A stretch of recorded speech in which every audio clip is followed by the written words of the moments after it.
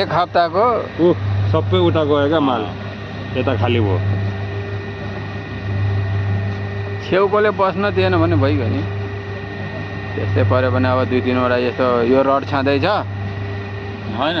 कति चारवटा? चारवटा उता पार्नै पर्छ यसको होइन यसैमा अपोजिट गर्ने कि त्यो दुईटा मिलेको छ 3वटा जति काटेर यसो अरू बनाइदियो केही भने नगर्ने पुग्यो। अरू केही नगर्ने कतिवटा काटेको छ हामीले 10वटा है 9वटा लाग्यो एउटा बाँकी छ अब